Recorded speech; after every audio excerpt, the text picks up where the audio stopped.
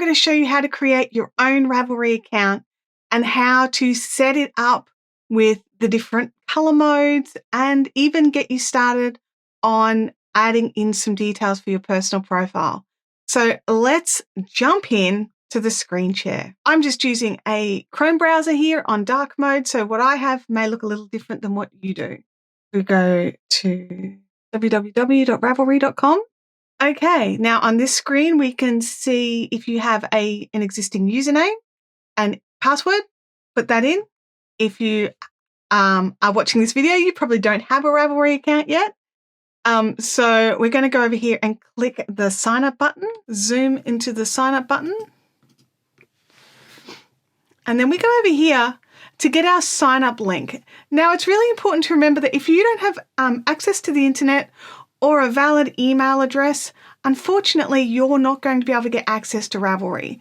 It is online, and so you'll need access to the internet at some point. Now, if you don't have an email address, you can jump over and create one somewhere like Gmail. They're totally free, so you can get yourself an email address and come back. Otherwise, you just pop in your email address here. If I can type.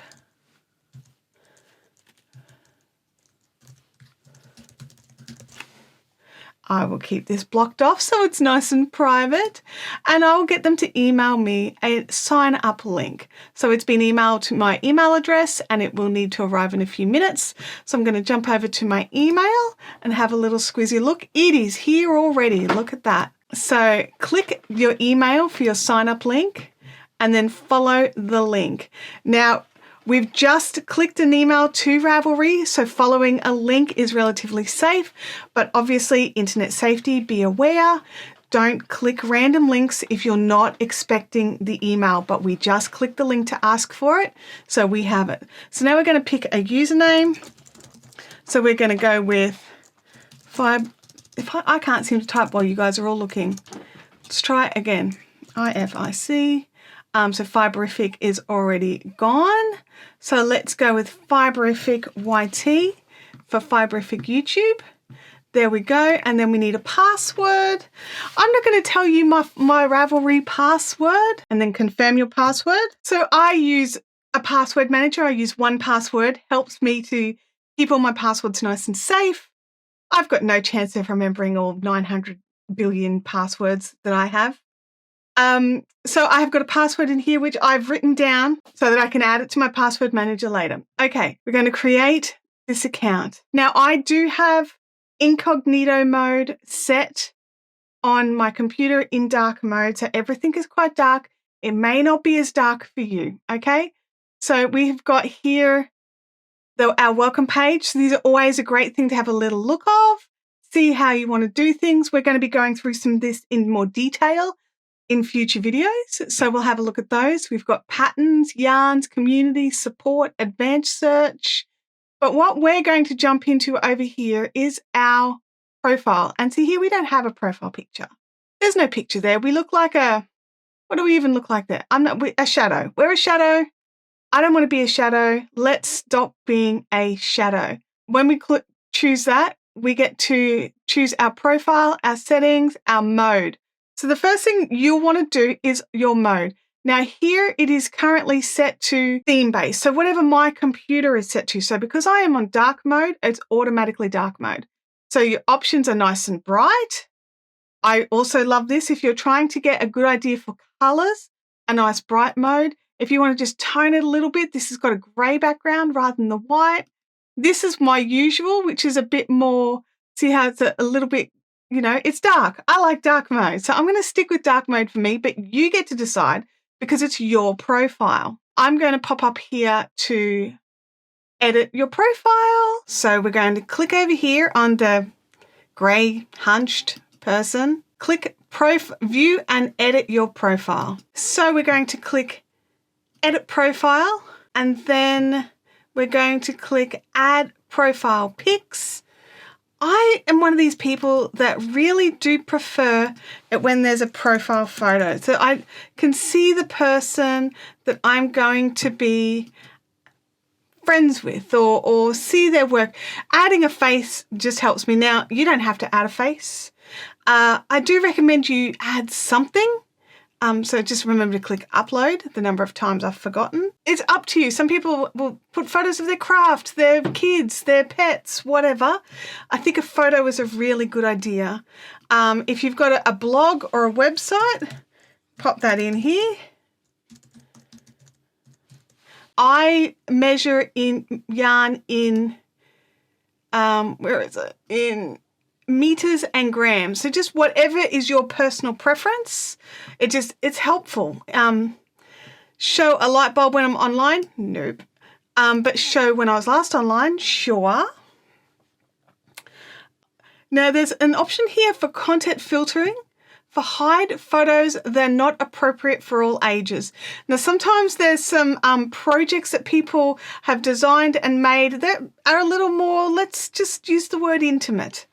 If you don't want to see those, or if you are a child and it's not appropriate for you to see those, make sure you click that button and Ravelry will do their best to filter that content for you. Down here for our personal bits, my first name, my pronouns are she, her. And again, none of these are asterisks, so you don't have to fill any of this out if you don't want to. I like to. Country. I just find that it helps me to connect better with people when I'm looking at someone's project, and I sometimes stalk through to go and check out their other work. Like if someone does amazing work, I want to see more of their work, and I go and check their account.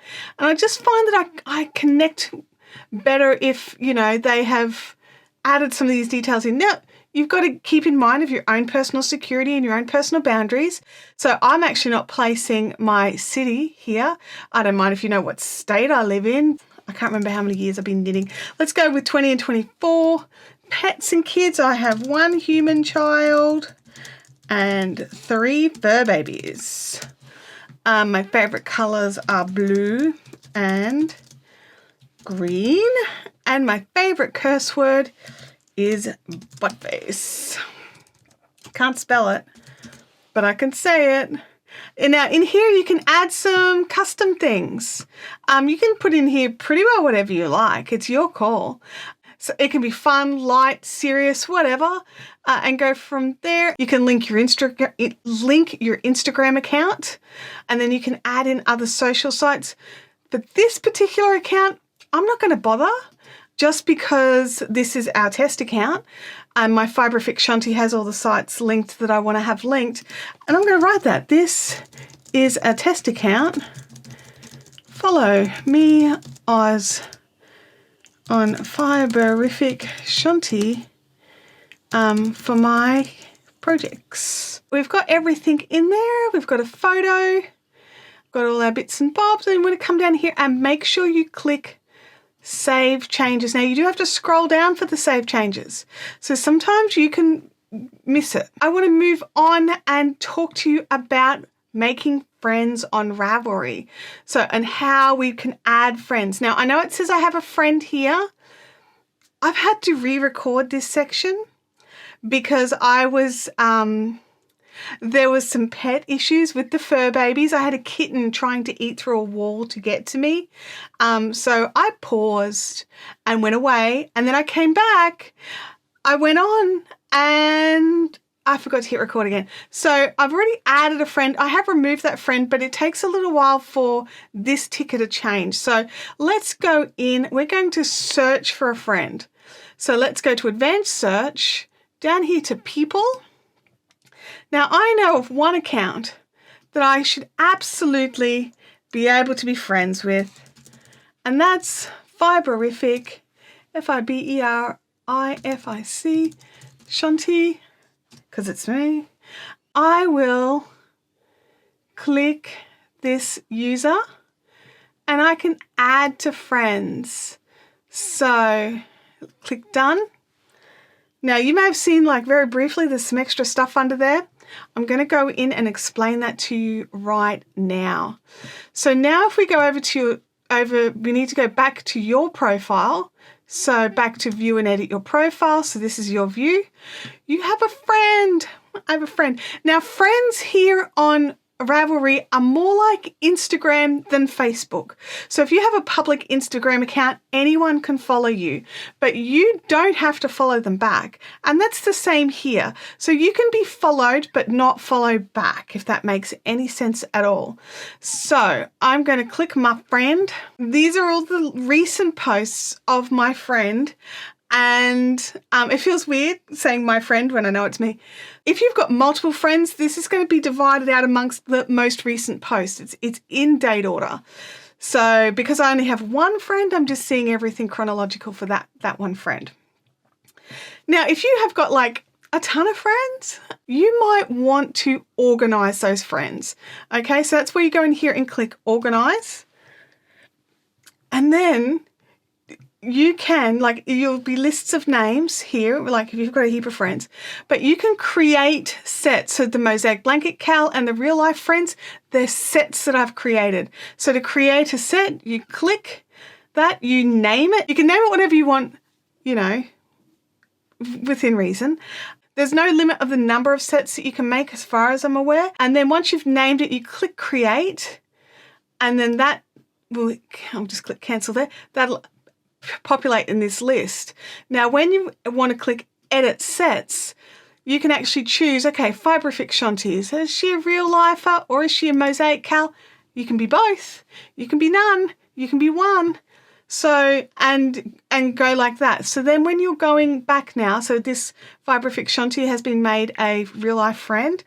So what I might do is actually just remove them as the Mosaic Cal and just have them as the real life friend in this particular instance. So we want to go back to friends activity here, and you can actually go over here and go all friends, and then you can separate out the activities based on which data set they're in. So in the Mosaic Cal, none of my friends are in the Mosaic Cal yet. Whereas if I go to real life friends, there they are. So having these data sets is really useful if you've got accounts that, you know, you've followed from meeting them at a real life craft group, or, you know, and you can name the data set such and such a craft group. Or if you met them at a wool event or at a show of some description, or if they are involved in the same cal as you. There's lots of different reasons to set up the data sets. Or you can set up none and just have heaps and not use this feature all that much. This is one of the amazing things about Ravelry, is that you have lots of options and you can opt to use things or opt not to use things. And it makes, the only person that makes a difference to is you. So in this video, we went through and we created our Ravelry account. We edited and updated our personal profile, including adding a profile picture, and then how to add and find friends. So if you have liked this, or you want a deeper dive, or you've got a specific Ravelry question, make sure you put it in the comments below. I'm going to pin in the comments the link to my Ravelry account. So if you want to connect to me on Ravelry, you totally can. And I will see you all in the next video.